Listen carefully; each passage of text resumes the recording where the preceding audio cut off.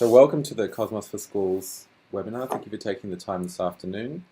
I'd just like to start with a brief introduction of what Cosmos for Schools is, and I'll give a bit of an overview of what we'll be doing this afternoon, and then we'll dive into it. So a bit of an overview of the webinar.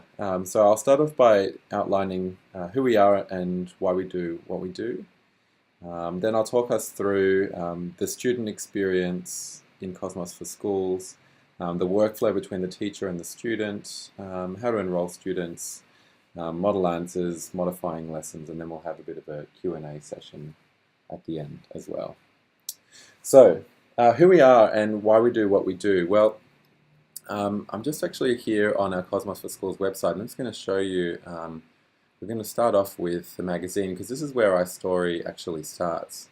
So, Cosmos magazine is Australia's popular science magazine. It's been running for 10 years now, and we publish the latest discoveries in science from all around the world in a easy to read format for the general public. We've been doing this, like I said, for 10 years, and we saw a fantastic opportunity actually for education. So what we are passionate about at Cosmos is improving the science literacy of people around the world, and also preparing students for the jobs of tomorrow, and making sure that they're well equipped for the jobs that await them. And with the increasing number of jobs being replaced by automation, there are studies upon studies now showing the importance for students now to be well equipped with STEM skills.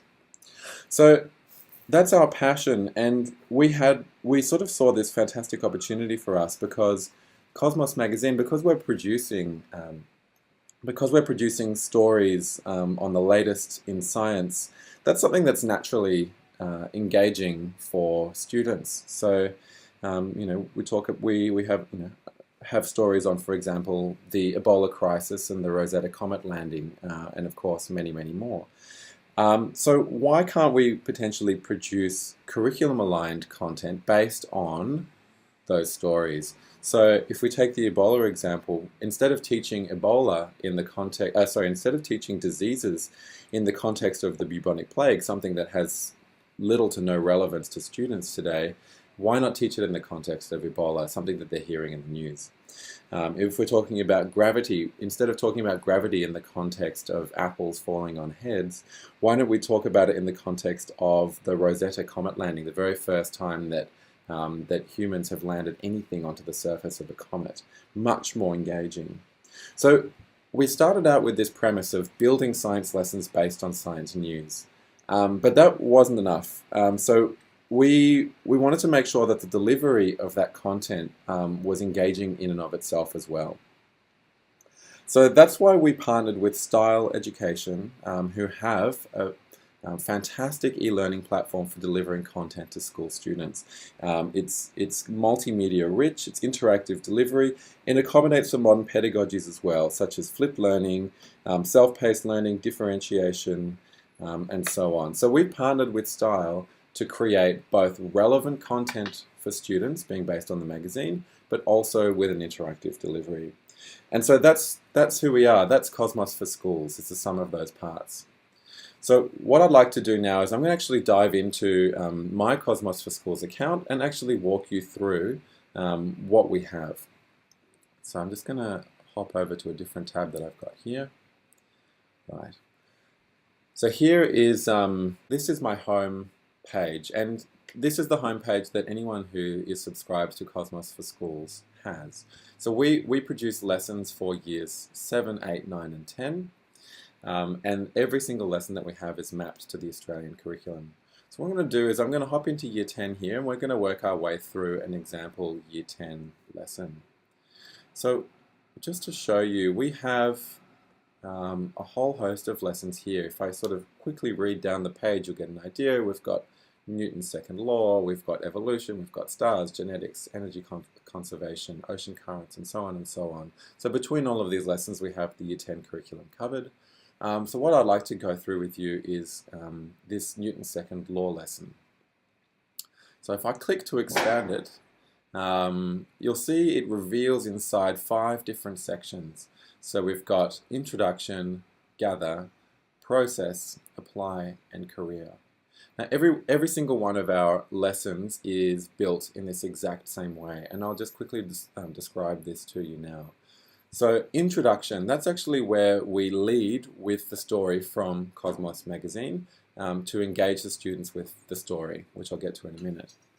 Then gather and process really builds the student understanding. That's the really core content, the core curriculum mapped content that builds from lower order thinking through to higher order thinking.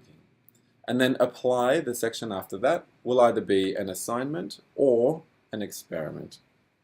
And then finally we have a career profile here, which is on someone young doing interesting work in a related field. So in here as a teacher, what I'm going to do is I'm going to say, right, I'm going to run this Newton's second law with my class. I'm actually going to drag it up here, which is what releases it to my students. And now I'm just going to hop over to another window that I've got open here, which is in my student account. So I'm just going to expand that out. So here is my student account, and what you'll see here is simply the lesson that the teacher has released to me in the blue theming that is available to students. And so what I'm going to do now is I'm going to start working my way through the lesson. So as a student, I will click on Introduction here, and here's what I see inside. So here is the Cosmos story that the lesson is based on. So cruising to Ceres. So this is about the spacecraft Dawn that was launched in 2007 that's making its way now to Ceres, which is in the asteroid belt. So that's what this story is on, grabbing students' attention with it. And then as the students progress through, here's Ceres on the right. We actually have a little introduction here from Ryan. Ryan is actually the person that's career profiled at the end of the lesson. He actually guides the students through. So here's an introductory question. It's a bit of a recap of what the students already know. You can see it's actually a crossword puzzle. So over here on the right hand side, I've got my clues. So 2 across, a push or pull that changes the motion of an object measured in newtons. So that would be a force. So I'm just going to grab, you can see these drag and drop questions. So I can just grab these letters in here and start to complete my crossword.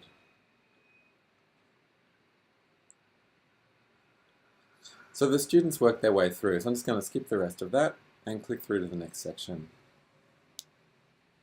So we've led with the article, we've engaged the students with an introductory question that's more of a recap of their current knowledge, and now we're going to start to learn about Newton's second law. So here's Ryan again, continuing to guide me through, and now I have a video that plays right in the page for me. The science stuff is very serious. So the students watch the video, and then they simply answer right in line here.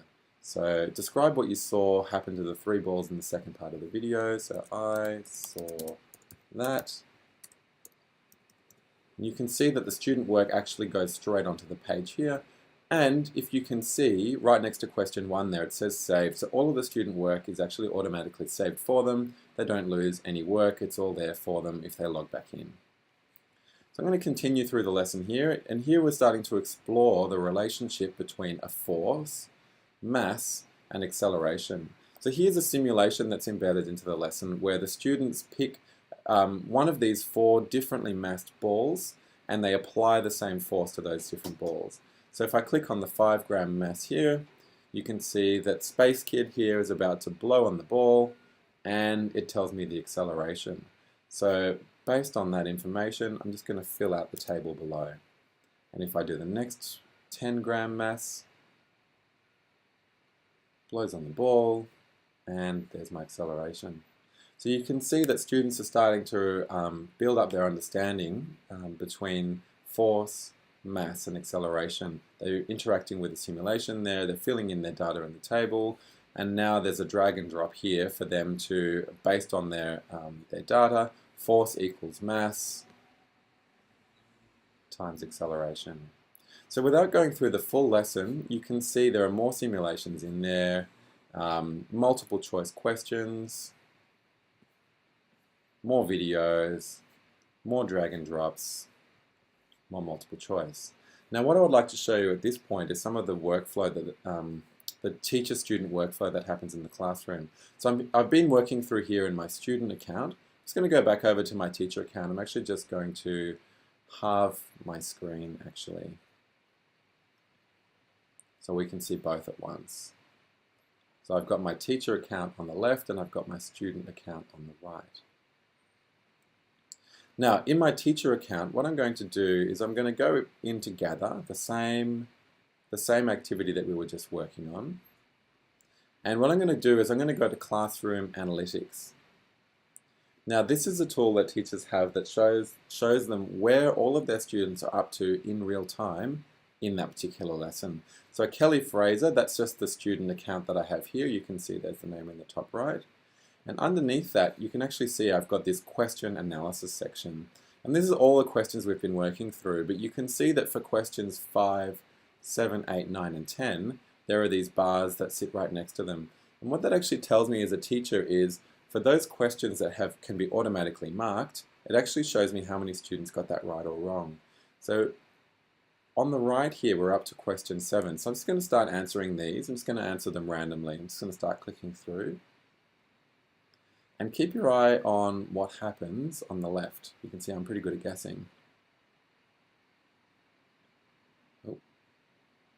So you can see as the students answer, the teacher is given these real-time analytics on how their students are going. Now, I'm the only student in this class, but you can imagine if you've got your whole class in there, you can see, great, my class gets questions 5, 7, and 8 really well, but they're struggling for questions 9 and 10. Maybe I need to provide them with some help. And you can actually click through and see who has answered what and direct your attention accordingly. So that's a little bit of the teacher-student workflow. I'm just going to hop back over to the student mode and show you a little bit more of the lesson. So I'm just going to expand that out again. Okay. So we're in Gather. I'm actually going to click through to Process. So like I said, this is now exploring higher order thinking. So we're looking at net force now. So the students are looking at the effects of multiple forces on a particular object and what that does. They're starting to look at, they're actually putting it in context now. So this is quite interesting. This is the ion engine that's used by the Dawn spacecraft out in space, is what the article was based on. So students are now looking at that and specifically the forces that it has to propel it through space. So it's really pulling it back into context. So again, I'm going to flick through fairly quickly. There's a challenge question at the end for the fast working students. Now I'm going to click through to apply. And in this case, we've got an experiment where the students are making a bit of a water rocket, sort of jet-propelled rocket. So there's your standard kind of high school experiment there. And then finally, I'm going to click through again to the next section, which is career. So there, Ryan, who introduced us at the beginning to the lesson, here he is, in the flesh, Ryan Bay. So he's profiled here and tells the students about him and gives them a bit of a taste for his particular career path. So that's what we have with Cosmos for Schools. That's one example lesson. We have over 70 of these lessons, which, like I said earlier, cover the science curriculum for years 7 to 10. And we're continually producing new lessons. So every 2 weeks, as new articles come out, we write lessons on those new articles and make them available to subscribing schools. Now, one more thing I would like to show you on the teacher side of things is more, I'm just going to go back into this teacher account over here. I'd like to show you something. So back in my teacher account, so this is where we started. Here's my Newton's second law, and beneath it, all of my other lessons. Now, I'm just going to click over here to submissions. And this is like a live mark book. So here, as a teacher, what you have down the left is you have all of the students in your class. And across the top, you have all of the lessons that you've made available to them.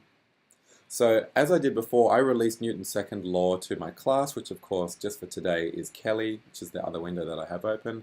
And what I can see here is that all of these little I symbols that match up to introduction, gather, process, apply, and career. If I open up evolution here, what we'll see is there are no symbols whatsoever. So what that tells me is that Kelly has looked through all the way through Newton's second law, but hasn't had a look at evolution yet.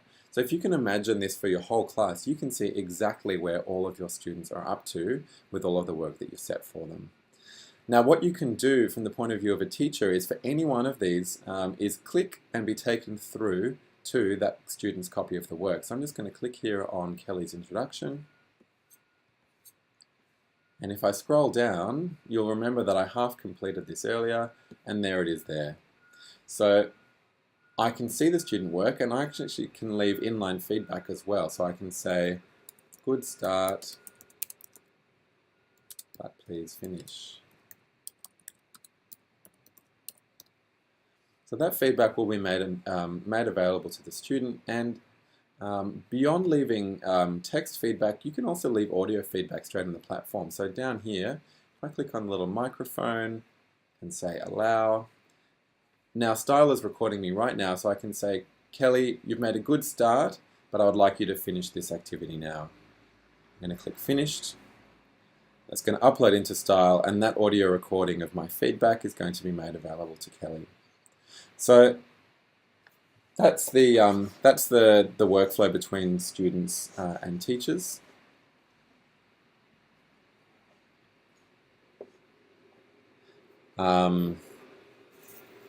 Now, two more things that I would like to show you, and then we'll just have a brief question and answer session. So one thing to show you is that all of every Cosmos for Schools lesson comes with model answers and a teacher guide as well. So you can see down here at the bottom section of the lesson, there are model answers for this lesson that the teacher can download. So that's one thing. And then the other thing is that, like I've been saying, every lesson is mapped to the Australian and other curricula. So you can actually click to see where exactly that maps to the Australian curriculum, and that takes you to our website. So here's the Newton's second law lesson on our website. And here you can see the curriculum codes that it maps to: ACSSU 229, ACSHE 192, and if you, like me, have no idea what those codes mean, you can just click on them, and there it tells you a description of that particular code. The motion of objects can be described and predicted using the laws of physics. So that's where those lessons map to in the Australian curriculum. The final thing I'd like to show you before we go to a Q&A is enrolling students. So what we've done so far, we've logged into our teacher account, we've selected a lesson, Newton's second law, to be made available to students. We've had a look through a student account, we've had a look through the lessons, we've answered some questions, we've had a look at the teacher point of view, seeing the analytics that you get, and diving into a student's copy of the work and leaving them feedback. The last thing to show you is how to enroll students in your class, and it's very easy. So here, back in my teacher account, there's this classes page here. So if I click on the classes page, this is all that you need. So this page actually tells you, if you pop it up on your whiteboard or just let the students know, all I have to do is follow these two simple steps. They just have to go to styleapp.com/invite, which will take them to a login screen, and then they'll enter this code, 4G7HK7, which is actually how I enrolled Kelly just before we started this session. And then all of your students will be in there, they'll have their own account, they'll be able to work through, all their work is saved for them, and then they'll be able to log back in with their username or email address anytime in the future that they want to continue working in your class or any of your colleagues' classes. So that's it for this session. I'd just like to see if anyone has any questions that they would like to ask.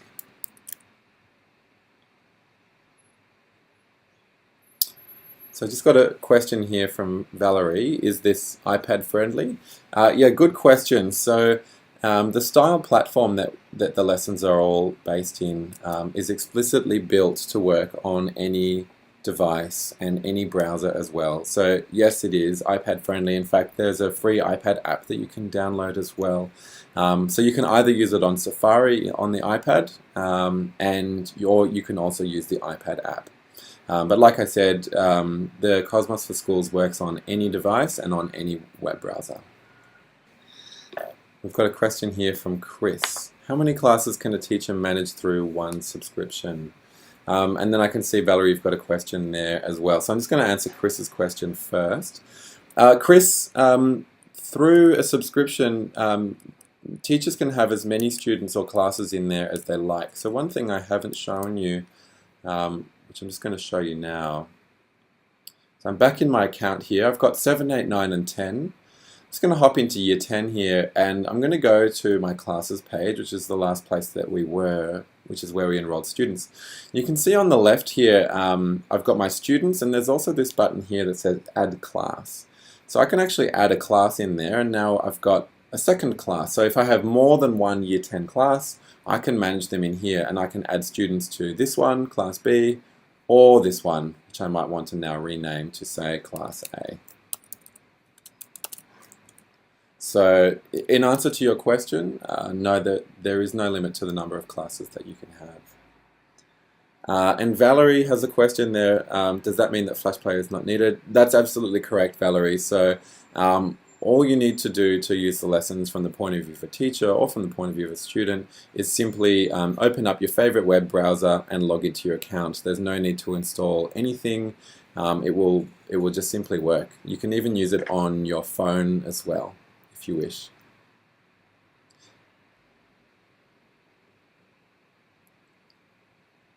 So Valerie has another question, which is what's the subscription fee?